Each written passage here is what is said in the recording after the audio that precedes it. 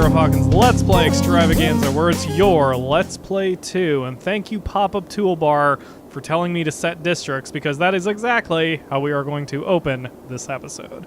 So one of the cool features of Cities Skylines is that you can paint districts on your city.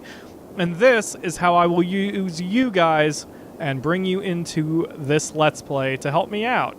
And to discuss things, like discussing how we have a massive fire in one of the residential blocks and no fire department.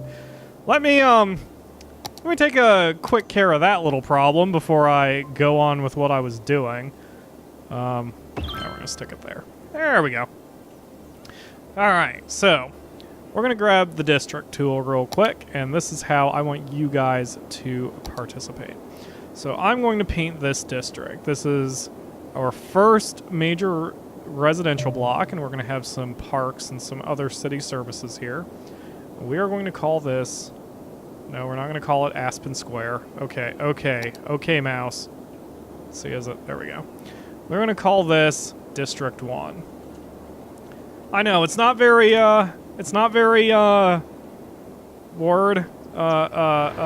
original or unique. District 1 is simply the first district, whoop-de-doo.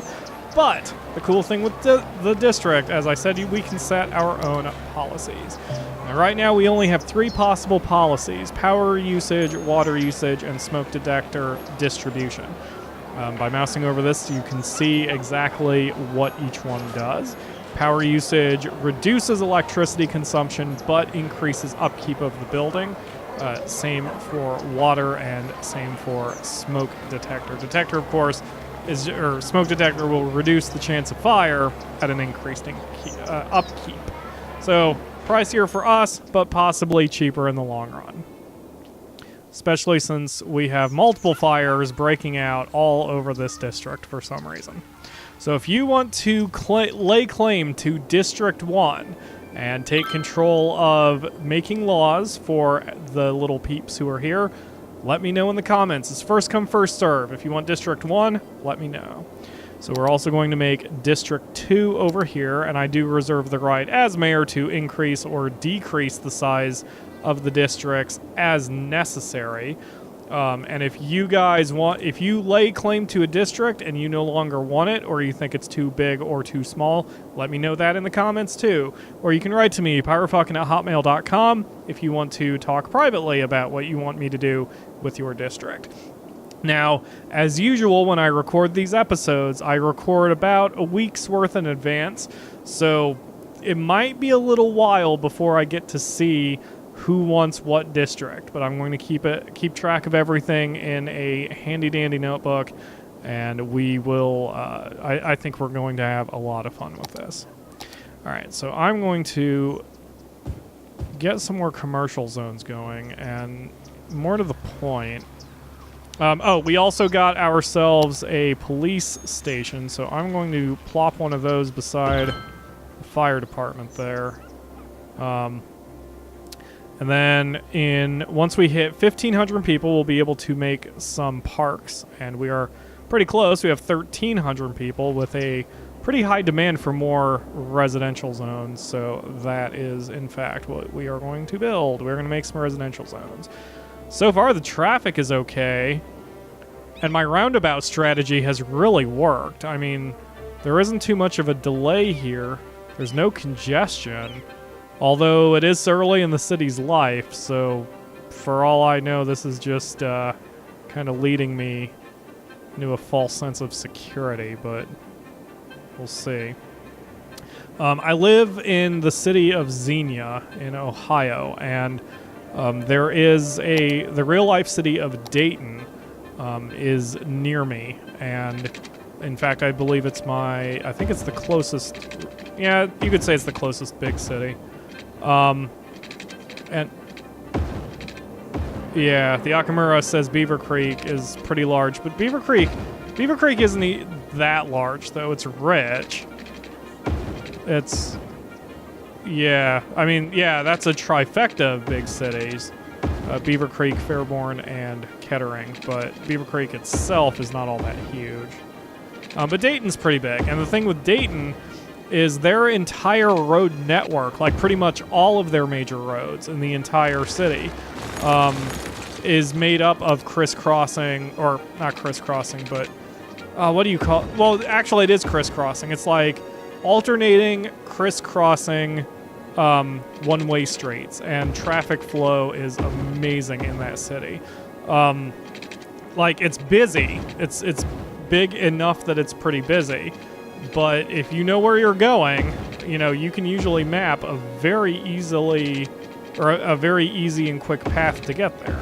So I may work with, I may do a strategy similar to that in this game. Maybe. I don't know yet. We'll see. So now we've got our roads planned, and I am kind of tanking our city right now.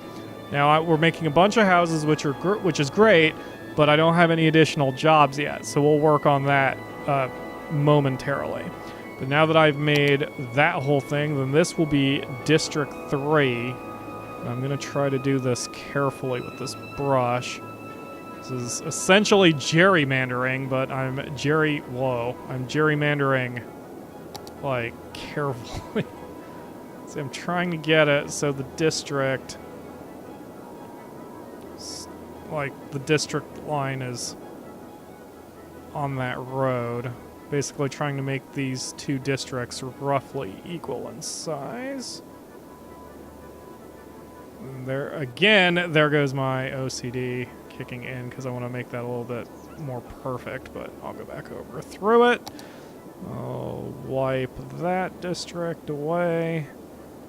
And let's see, and I love the tool. The tool is smart. Like, if you start in one district and drag, then it knows that's the district you're trying to work with. So it's super cool. Like I said, there are a lot of really cool ideas in this game that have all been executed really well, and frankly, this game is everything that SimCity 2013 should have been, but wasn't for whatever reason.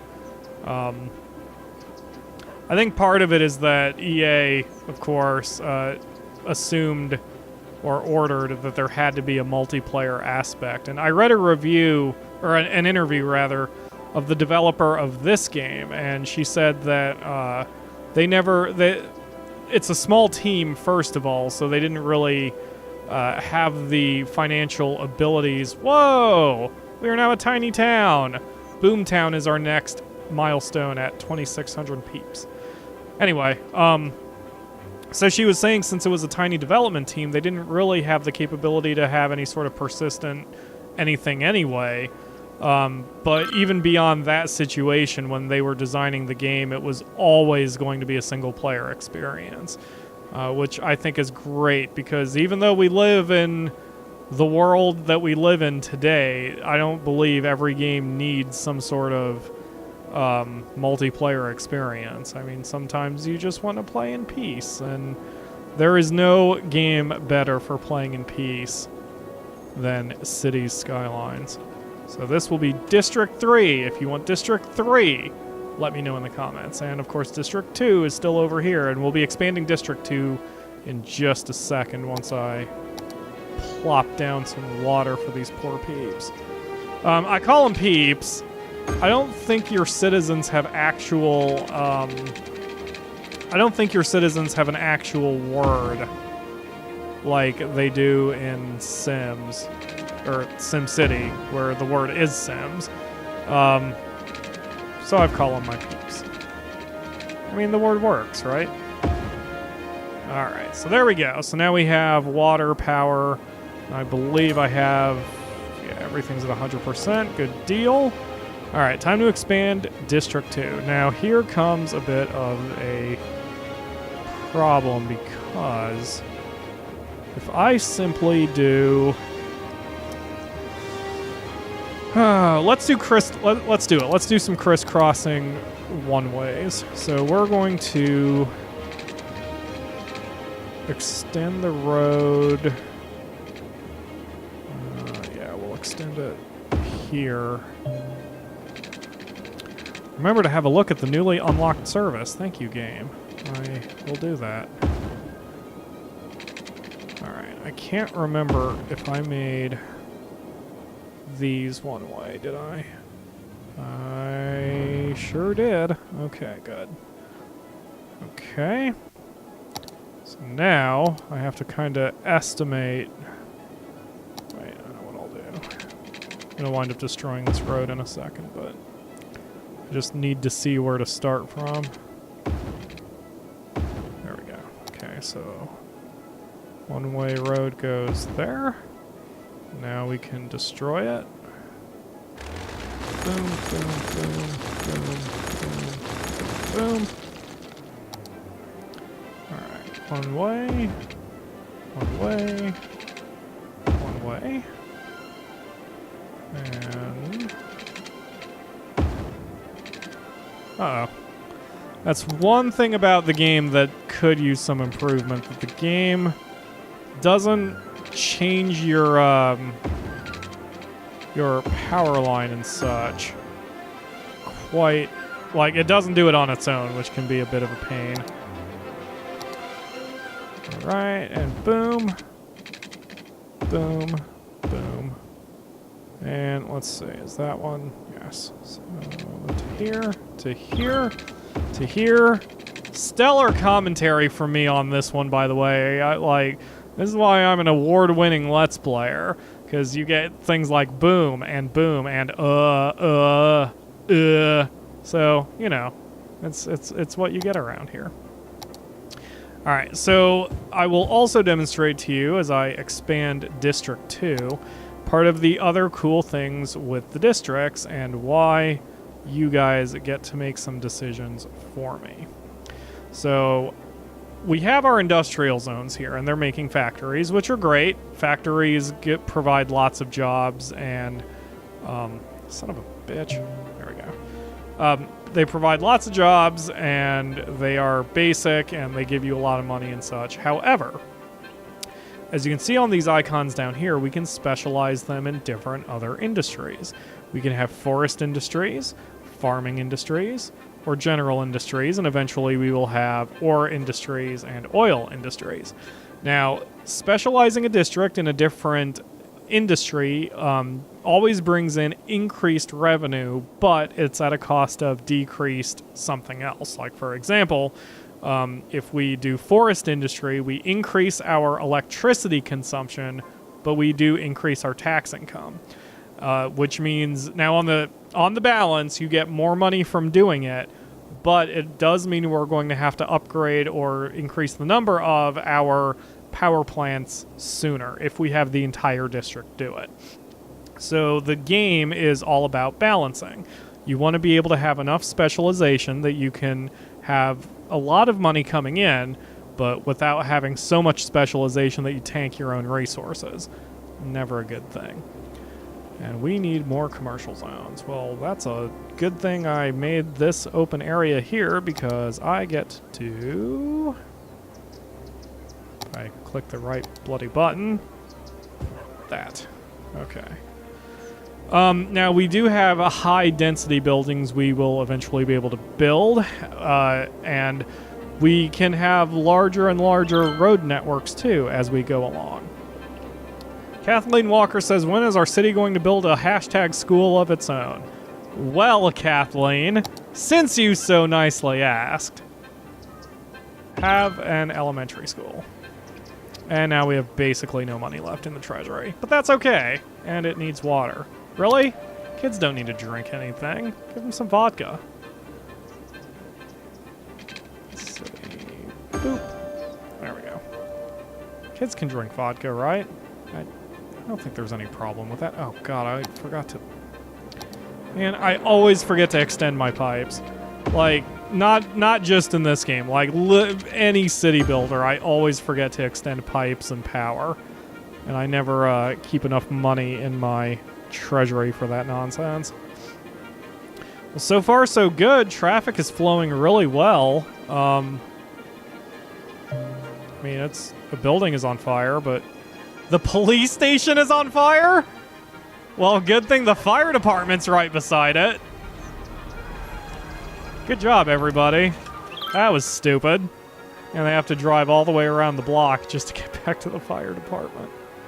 Oh my gosh. You ever have achievements in games where you just look at them and it just is so ridiculous that you feel like you have to do them? There's an achievement in this game called Frenetic Player, and you have to click a police station 100 times. Like, just without clicking anything else. So I saw that and I'm like, welp, and click, click, click, click, click, click, click. So I got the achievement, but I was talking to the Akamura about what that would be in universe, and it'd be just the mayor just pounding on the door going, hey, hey, are there any crimes yet? Hey. Of course, the police chief is getting more and more pissed and is like, Mr. Mayor, we really have work to do and reports to file. Hey, but what about the crimes? Do you have any more crimes? I'm such a terrible mayor.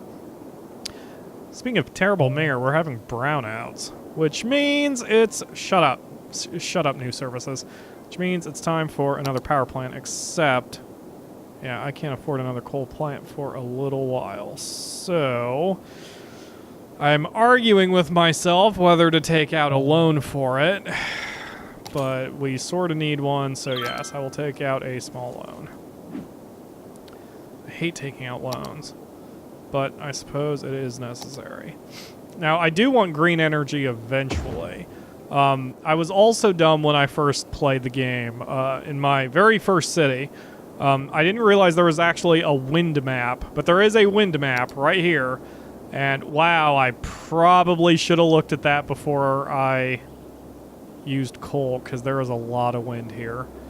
But yeah, like in my first city, this white is basically no wind, and I stuck a whole bunch of wind power plants on the white area and didn't know why I was losing money and couldn't generate power worth a damn.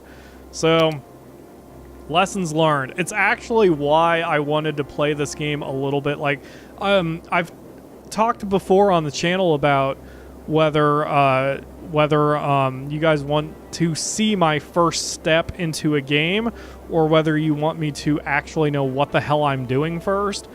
And I've sort of argued with myself about it, and I decided that knowing somewhat what to do is usually better than knowing literally nothing. So I try to do a little bit of practice before I start Let's Plays now, and I'm glad I did in this case. And we are now a boom town, 2,600 people. We're going pretty well here, guys.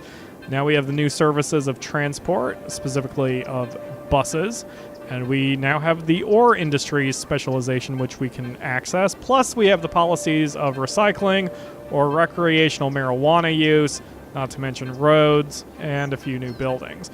And remember, if you own a district, if you become the alderman of a district, please let me know in the comments whether you want to enact any of these policies. So our next milestone will be Busy Town at a population of 4,800. Good deal. We will get there. Come on, mouse. Come on. There you go. All right. And now that we do have access to these decorations, look at that. I must get a cash injection when we upgrade. I never paid attention to it before. Here is our... Ooh, yeah, let's put it next to the elementary school. So here is our football pitch. Woot! So there is an asset creator, and you can make your own buildings in the game and share them on Steam Workshop. I want to generally play this city without too many mods, although there are a few that I want to get. I don't want to use any mod that vastly changes the rules of the game. Like, one of the mods that is interesting is that it changes the scale of the game, so you get a greater population, because the scale in this game is a little wonky.